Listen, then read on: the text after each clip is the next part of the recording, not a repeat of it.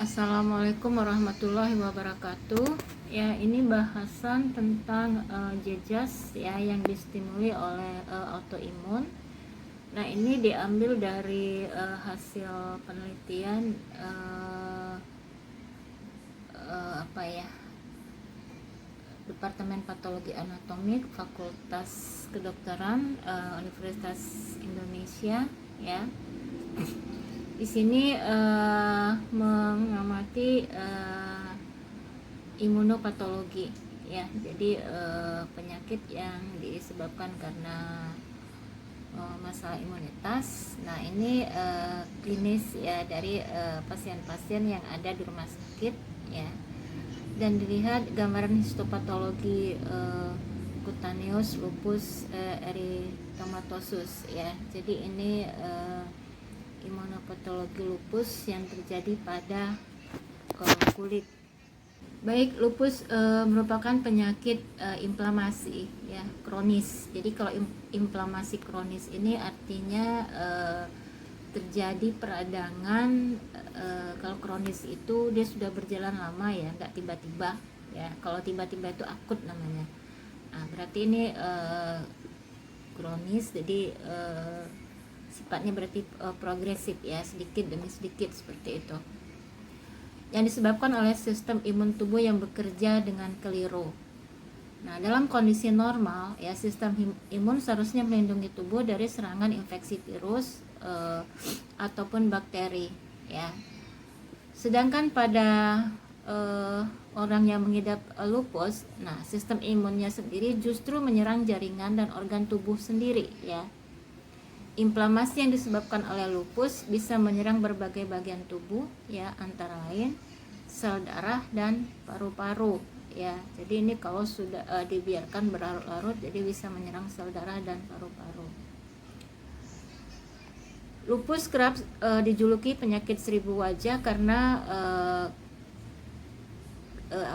gejalanya ya, atau gejalanya ya mirip dengan penyakit-penyakit lain. Nah, jadi agak sulit mendiagnosis. Nah, jadi agak sulit mendiagnosis lupus ini ya. Jadi jika langkah penanganannya kurang tepat. Penyakit ini dibedakan dalam beberapa jenis, salah satunya lupus erythematosus systemic ya, dan discoid lupus erythematosus. Nah, jadi SLE ini ya, yang sistemik lupus erythematosus ini merupakan yang umum ya. Jadi banyak masyarakat yang menderita lupus SLE ini. SLE dapat menyerang jaringan serta organ tubuh mana saja dengan tingkat gejala yang ringan sampai parah. Banyak yang hanya merasakan beberapa gejala ringan untuk waktu lama ya, atau bahkan tidak sama sekali sebelum tiba-tiba mengalami serangan yang parah.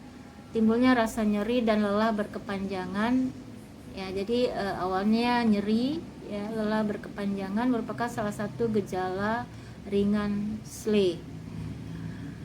Oleh karena itu, pengidap SLE bisa merasa tertekan ya, depresi dan cemas meski hanya mengalami gejala ringan. Kemudian yang DLE ya, discoid lupus erythematosus ya. Jadi terjadi eritema nih ya, jadi pada kulit. DLE pada dasarnya hanya menyerang kulit, namun dampak yang ditimbulkan oleh lupus jenis ini mampu menyerang jaringan dan organ tubuh lainnya ya. DLE umumnya bisa dikendalikan dengan menghindari paparan langsung sinar matahari dan obat-obatan ya. Jadi diberi obat. Nah, kemudian gejala DLE ya, rambut rontok, pitak, jadi botak permanen, jadi rambutnya nggak bisa tumbuh lagi tuh, ruam-ruam merah ya dan bulat seperti sisik pada kulit yang terkadang akan menebal dan menjadi bekas luka. Kemudian lupus juga bisa diakibatkan obat. Nah, ini ada katanya 100 jenis obat yang bisa menimbulkan efek samping yang mirip dengan gejala lupus ya pada orang-orang tertentu.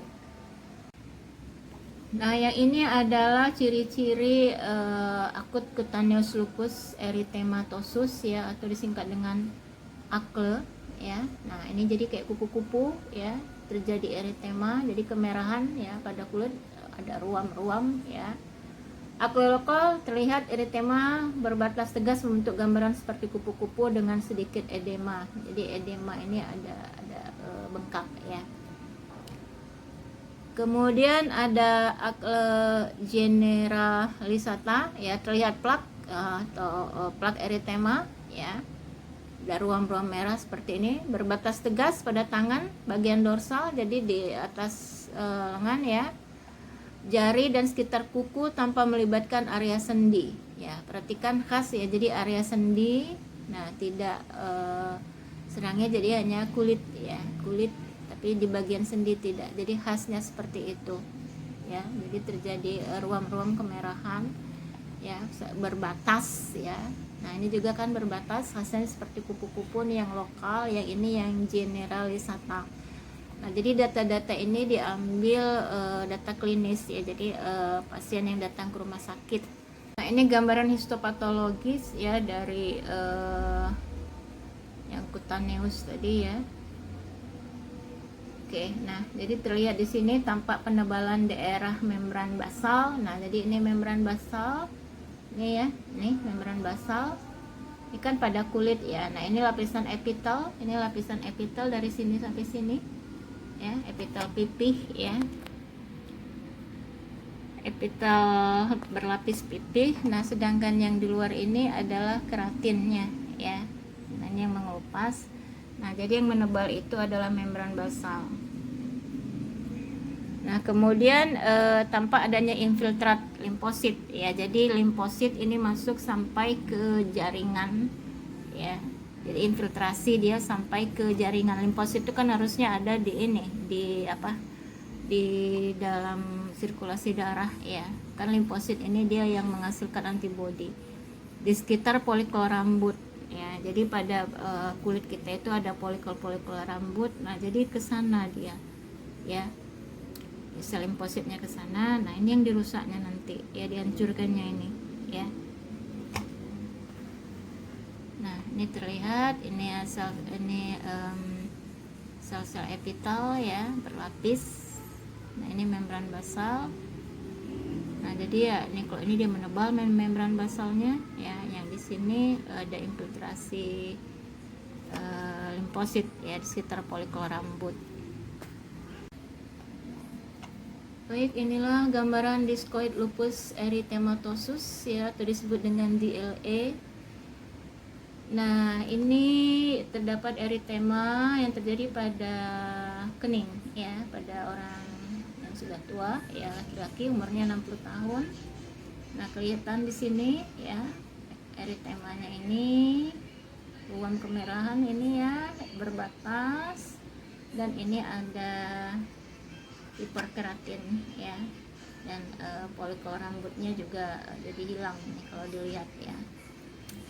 Kemudian juga ada yang ditemukan di wajah. Nah, ini di wajah, di sekitar dagu ya. Nah, ini ada di leher, kebanyakan di leher ini ya. Nah, pada umumnya ruamnya ini atau eritemanya ini ya berbatas. Dia bentuknya ada yang bulat ya, ini bulat, dan ada yang oval. Nah, di sini juga ditemukan hiperkeratinisasi ya, dan atrofi dermis. Histopatologis yang terjadi pada DLE ini terlihat di sini tampak folikular ya, plugging. Nah ini folikularnya ya, plugging ya, seperti ini.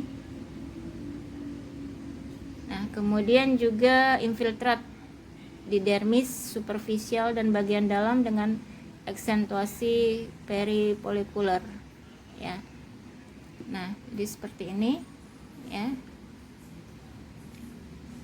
Ini terjadi di bagian ini, di folikel-folikelnya sepertinya ya, di dermis superficial dan bagian dalam.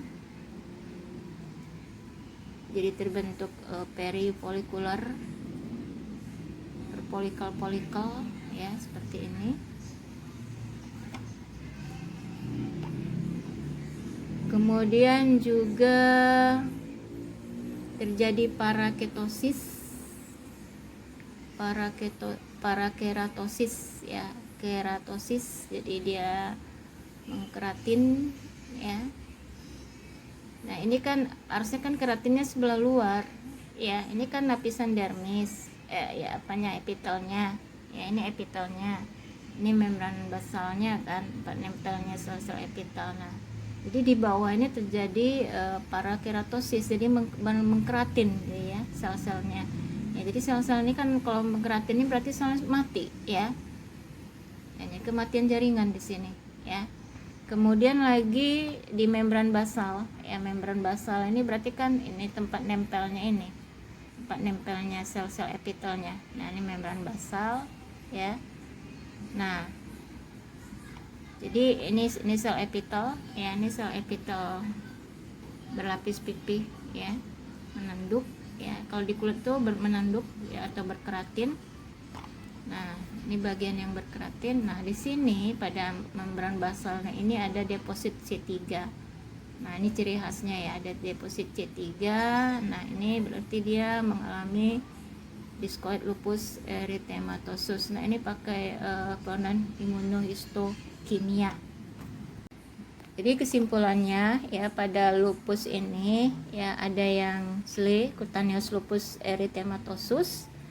Ini memperlihatkan gambaran mikroskopik histopatologi yang spesifik untuk lupus erythematosus. Nah, ini yang di kulit ya. Tadi ada ruam berbatas jelas ya. Kemudian ada yang yang bentuk kupu-kupu kalau di wajah ya.